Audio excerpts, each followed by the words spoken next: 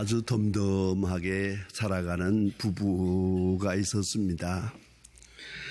발렌타인데이를 당해서 아내는 큰 마음을 먹고 초콜릿과 장미꽃을 들고 집으로 돌아오는 남편을 반갑게 문에서 맞이하면서 I love you 라고 했더랍니다. 남편이 대답하기를 그런 것은 애인끼리 하는 것인데 그러더랍니다. 이 사람을 믿고 살아야 할까? 그것이 숙제입니다. 존 카바르트진이라고 하는 분의 Full Catastrophe Reading이라고 하는 유명한 그런 저서가 있는데 그 저서에서 질병에 대해서 우리에게 말해주고 있습니다. 우리는 작은 병, 큰 병, 그래서 감기서부터 시작해서 중한 병까지 여러 가지 병을 앓고 삽니다. 그 병이 무엇을 의미하는가 하는 것입니다. 여러분, 베토벤의 교향곡 가운데 운명이라는 게 있습니다. 교향곡 중에. 그것을 해설하는 사람의 해설입니다. 베토벤이 꼭 그러했는지는 모릅니다만은 해설자의 해석은 따따따딴 하지 않습니까? 따따따딴 그게 바로 운명의 문을 두드리는 겁니다. 여러분 무릎이 아프거든 따따따딴 기침이 나거든 따따따딴 운명의 문을 하나님이 두드리는 것 그것이 바로 질병입니다. 죽음에 대한 예고입니다. 죽는다. 아니 죽을 수도 있다. 아니 죽어가고 있다. 그것을 잊어서는 안 됩니다. 그러나 질병을 새로운 긍정적 시각에서 보면은 질병으로 인해서 이 카바트진이 설명하고 있는 내용은 이겁니다. 새로운 변화를 경험하게 된다. 그래서 삶을 깊이 생각하는 특징이 있다. 원망하던 사람이 사랑하게도 되고 교만하던 사람이 겸손하게도 되고 반항적 성격이 수용하는 사람이 되기도 하고 비판만 하던 사람이 용서하는 사람이 되기도 한다. 무의미하게 살던 사람이 삶의 의미를 다시 재정비할 수 있는 계기가 된다. 그런 의미에서 병이란 필요한 것이다. 많이 유익한 것이다. 그렇게 해설하고 있습니다. 미국의 시인 사무엘 울만이라고 하는 분의 스프링타임이라고 하는 유명한 시가 있습니다. 아마 많이 들어봤을 겁니다. 너무나 유명한 시입니다. 나이를 더해가는 것만으로 인간은 늙지 않는다. 이상을 잃어버리게 되면 비로소 늙는다. 세월은 피부에 주름살을 늘려가지만 영력을 잃으면 영혼은 시든다. 그대가 가지고 있는 믿음만큼 젊고 의심만큼 늙는다. 자신감만큼 젊고 두려움만큼 늙는다. 희망만큼 젊고 실망만큼 늙는다. 유명한 시입니다. 여러분, 우리의 영적 상태, 육체는 병들고 시들고 괴로워하시지만은 이로 인해서 우리의 영적 상태가 어떻게 되느냐, 그것이 결정적인 것이다 하는 말입니다. 오늘 본문 성경 가운데는 예수님께서 이 가버나움 회당장에게 중요한 말씀을 하십니다. 두려워 말고 믿기만 하라. 그리하면 딸이 구원을 얻으리라. 두려워하지 말고 믿기만 하라. 믿음, 두려움. 대조해서 말했습니다. 우리는 사건을 만날 때마다, 질병을 당할 때마다, 혹은 실패할 때마다, 지진이 날 때마다 두려워합니다만은 예수님은 오늘도 말씀하십니다. 두려워하지 말고 믿기만 하라. 그리하면 구원을 얻으리라.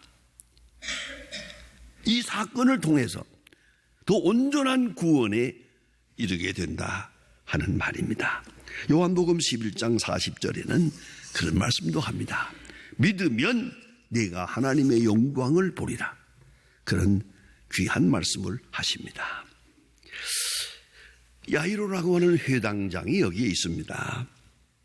하나님께서 그에게 믿음을 주시려 하십니다. 병을 통해 큰 믿음의 길로 인도하고 있습니다. 믿음은 하나님의 선물입니다. 여러분, 가장 큰 괴로움이 믿어지지 않는다는 것입니다. 믿을 수 없다는 것입니다. 아니, 믿기만 할 수 있다면 걱정될 게 하나도 없는데 우리는 하나님도 사람도 나 자신도 믿을 수 없다는 것, 이보다 더 괴로움은 없습니다. 그런데 믿음은 하나님의 선물인데 하나님께서 선물을 주시는데 그 주시는 과정이 그렇게 감상적이고 지적이고 철학적이고 수상적인 게 아니라 구체적인 사건을 통해 주신다는 말입니다. 그걸 잊지 말아야 합니다. 우리가 책을 보며 또 혹은 묵상하며 혹은 여행을 하며 여러 가지로 자기 자신을 수양하려고 하는 분들이 있습니다만은 별 효과를 얻지 못합니다. 하나님이 직접 손을 대서 한 사람을 믿음의 길로 인도하고 있다는 말입니다. 그의 믿음을 재창조하는 소중한 과정이 오늘 본문에 나타나 있습니다. 그러기 위해서 먼저는 사랑하는 딸이 병들었습니다. 이 아버지 된 야이로에게 있어서는 큰 사건입니다. 아주 마음 아픈 사건입니다.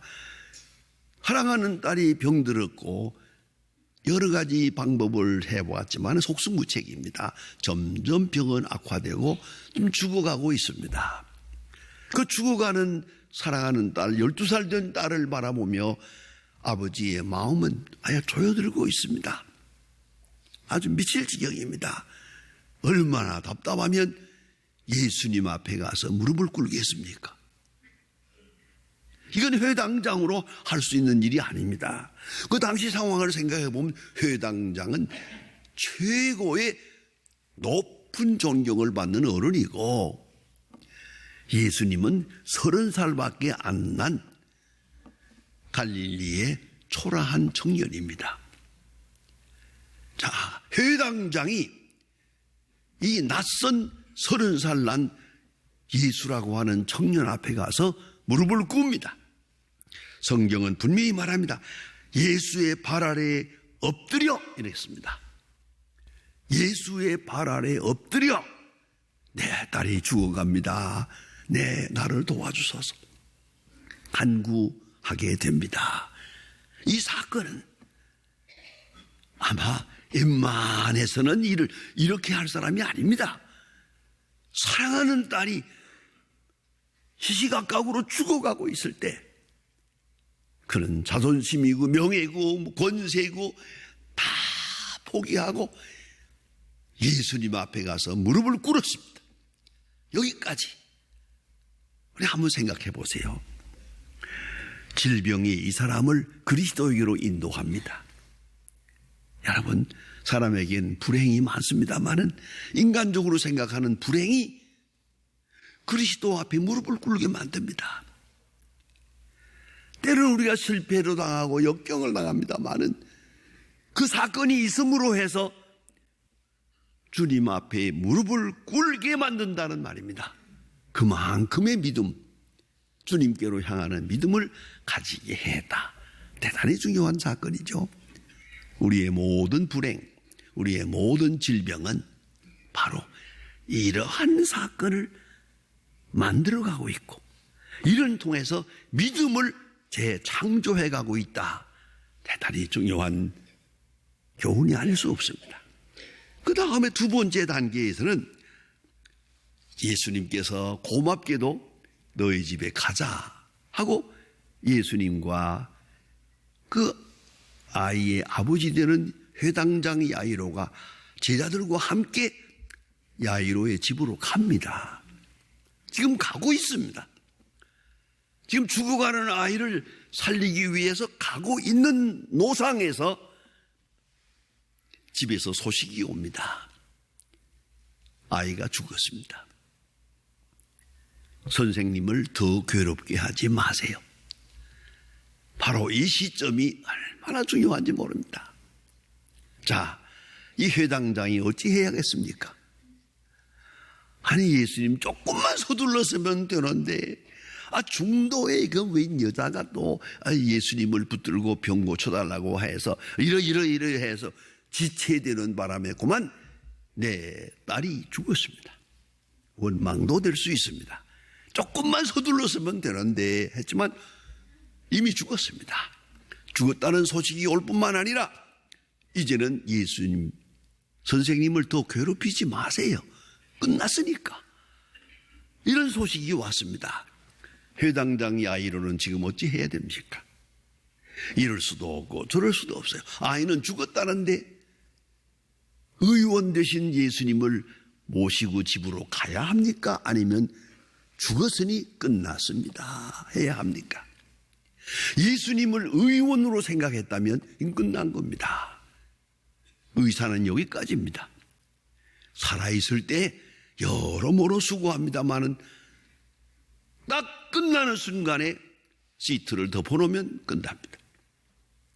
제가 그런 순간을 여러 번 보았습니다마는 미국에서 한 번 만나보았는데 아직 병자가 있는 줄 알고 그 부인하고 같이 병원에 들어가는데 문간에 의사가 딱 나와서 Your husband is expired already 딱 한마디 하대요. 거기서 영어를 처음 배웠습니다. 당신의 남편이 죽었습니다 그렇게 말하지 않고 expired라고 말하더만요. 그래서 이 미국 사람들이 그렇게 말하는구나 하는 걸 배웠습니다. 아무튼 expired already 당신의 남편은 죽었습니다. 이제는 더 이상 할 일이 없습니다. 이렇게 말한다. 우리가 생각하는 것이 우리 경험이 다 그렇습니다. 살아있는 동안 아직 숨이 있는 동안 여러모로 애씁니다마는 어느 순간 다 끝나는 순간에 이제는 끝났습니다 하고 물러설 수밖에 없지 않습니까? 바로 요 순간에 지금 야이로가 지금 기로에 섰습니다. 그때에 예수님이 하신 말씀입니다. 두려워 말고 믿기만 하라. 네 딸이 구원을 얻으리라. 여기서 그의 예수 그리스도에 대한 고백은 전혀 차원을 달리합니다. 지금까지는 의사를 모시고 가는 겁니다. 의원을 모시고 가는 상태였지만 이제부터는 그리스도로 하나님의 아들 생명의 주인 되시는 그리스도로 고백해야 되는 순간입니다. 여기서는 인간의 이성, 인간의 경험, 인간의 지식을 포기해야 되는 시간입니다. 예수님 말씀하셨습니다. 내 제자가 되려면 자기를 부인하고 자기 십자가를 지고 나를 쫓으라. 자기를 부인하는 바로 그 시간입니다. 부인하지 않고는 예수님을 따를 수가 없습니다. 자기 지식을 버려야 합니다. 그래서 제가 늘 애우는 말씀입니다만은 너무 중요한 얘기가 있습니다. 철학자 임마누엘 칸트의 말 가운데 하나님을 믿기 위해서 이성을 제한하라. 아주 중요한 말입니다. 이성을 제한하라. 그 똑똑한 거, 그 아는 지식 포기해야 됩니다. 저는 이름을 대고 싶지만은 그러지 않겠습니다. 누구 다 아주 훌륭한 학자입니다. 다 좋아요. 그런데 그 변변치 않은 지식 때문에 예수를 바로 믿을 수가 없어요. 그 중에 어느 대학 교수님 한 분은 이렇게 내기 말했습니다. 저는 교회에 갈 때마다 시험을 많이 당합니다. 목사님 설교를 들으면서 그건 아닌데 그건 아닌데 도리도리 고개 짖다 나와서 그만 교회 잘 안 다닙니다. 교회 다닐 수가 없습니다. 요 변변치 않은 지식 때문에 신앙생활을 바로 하루 없다고 눈물을 흘리더라고요. 그런 교수를 만나보았어요. 여러분, 이 하찮은 지식, 요거 잘났다고 하는 요 조그만 지식 때문에 그리스도를 온전히 영접하고 하나님께 대한 온전한 신앙 고백을 할 수가 없는 거예요. 오늘 이 야이로는 지금 여기 서서 이성적 판단, 경험적 판단, 오늘까지 알고 생각했던 모든 것을 반드시 내려놓아야 했습니다. 그리고 예수님이 인도하는 대로 따라야 했습니다. 속에는 아직도 암울한 의심도 있고 속에 여러 가지 복잡한 것이 있지만은 다 누르고 예수님 하시는 대로 따라가게 됩니다. 세 번째 단계는 이제 아이가 죽었는데 죽었다고 지금 온 집안들이 울고 난리시는데 예수님께서 죽은 아이에게 가까이 갑니다. 그때에 예수님의 세 제자와 이 부모만 데리고 들어갑니다. 뭐 방이 적었으니까 더욱 그랬겠죠. 들어가는데 예수님을 따라 이 아버지가 죽은 아이의 방에 들었습니다. 여러분, 그 순간을 한번 생각해 보세요. 무슨 생각을 했겠습니까? 생각은 아주 복잡합니다. 이게 지금 뭐 하는 짓인가? 인간적으로는 소망이 없는데 이미 죽은 것은 틀림없다고 하는데 이제 내가 이 예수님의 여기에 대한 기대를 걸고 이 아이의 방에 들어가야 하나 말하나. 여러분 꼭 잊지 마세요. 내 생각 같아서 의심은 있었어요. 엄청난 의심도 있고 갈등도 있었을 거예요. 그러나 예수님의 권세 앞에 고개를 숙이고 그는 죽은 아이의 방에 들어갑니다. 이것이 믿음입니다. 순종합니다. 조용히 주님을 따릅니다. 많은 의심을 누르고 예수님의 뒤를 따라갑니다. 방 안에 딱 들어섰습니다. 그리고 예수님께서는 산자에게 말씀하시는 것처럼 죽은 아이에게 말씀하십니다. 아이야 일어나라. 다정하게 말씀합니다. 아이야 일어나라. 죽은 자를 향하여 말씀하고 계십니다. 이것을 지켜보는 아버지의 마음을 생각해 보세요. 하나님의 말씀은 산자에게만 전해지는 게 아닙니다. 죽은 자에게도 전해지고 죽은 자를 일으키기도 하는 그런 생명의 말씀입니다. 아이야 일어나라. 아버지는 옆에서 이것을 지켜보고 있습니다. 아이가 벌떡 일어납니다. 이 아이에게 먹을 것을 주라. 인자한 말씀을 하십니다. 여러분 한번 생각해 봅시다. 많은 의심이 있어요. 그러나 침묵하고 조용하게 예수님의 뒤를 따라 죽은 아이의 방에 들어가서 죽은 아이에게 명령하시고 말씀하시는 주님의 놀라운 역사를 지켜보고 있었습니다. 그것이 믿음입니다. 데일 카네기의 유명한 말이 있습니다. 성공한 사람들은 다음 같은 세 가지 말을 절대로 하지 않는다. 첫째, 없다는 말을 안 한다. 있는 것이 너무 많기 때문에. 이렇다는 말도 안 한다. 책임은 내게 있기 때문에. 이상은 안 된다, 끝났다 하는 말을 절대로 하지 않는다. 사람에게서 끝났고 하나님의 일은 지금 시작하고 있기 때문에 이걸 잊지 말아야 합니다. 인간 한계의 궁극에서 하나님의 역사는 시작됩니다. 사람으로 끝났다 할 때 하나님의 역사는 이제 시작하는 겁니다. 그것이 오늘 본문에 나타난 진리입니다. 죽었습니다. 죽었으면 끝난 거죠. 그러나 예수님은 죽은 자를 향하여 말씀하십니다. 아이야 일어나라. 이것이 주님이시요 생명의 역사요 창조주의 역사입니다. 아이야 일어나라. 이 엄청난 경험을 회당장 야이로가 지켜보게 됩니다. 얼마나 감격했겠습니까? 얼마나 놀랐겠습니까? 여러분, 체험적 신앙의 사람이 됩니다. 이것은 지식이 아닙니다. 오늘까지 경험한 자기 사건도 아닙니다. 딱 한 번 있은 사건입니다. 딱 한 번 있은 사건. 이 창조적 역사를 경험하게 되고 이 믿음은 하나님께서 주시는 창조적 사건의 결과입니다. 여러분, 이제서 생각할 것이 있습니다. 그것은 불행과 질병, 그것은 있어야 했습니다. 이 집에 12살 날 어린아이가 앓다가 점점 더 심해져서 죽어가게 되는 이 사건, 아주 마음 아픈 일입니다만은 이 사건은 있어야 했습니다. 있어야 했음을 인정해야 합니다. 이 사건이 있음으로 예수님을 초대하게 됐고 이 사건이 있음으로 바른 믿음을 얻게 되었습니다.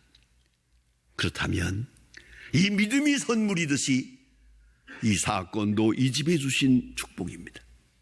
그걸 잊어서는 안 됩니다. 대체로 우리가 불행한 일들이 많습니다. 원치 않는 사건들을 많이 당합니다만 그 사건으로 인해서 하나님께서 하나님만이 아시는 비밀한 큰 역사를 이루어가고 있습니다. 그렇다면 우리가 흔히 인간적으로 말하는 불행이라고 하는 것, 그것은 은사입니다. 그래서 이 모든 불행을 통하여, 아니 질병의 신비로움을 통해서 총체적인 새로운 생명의 재창조를 여기서 이루어 가시는 걸 볼 수 있습니다. 죽음을 넘어서 부활 생명의 예표로 귀한 사건을 이루셨습니다. 아이야 일어나라. 그걸 옆에서 지켜보는 아버지를 생각해 보세요. 그 아버지의 마음속에 지금 새롭게 싹트고 일어나는 그 귀한 믿음, 그것이 바로 우리 자신들의 믿음이 되어야 할 것입니다.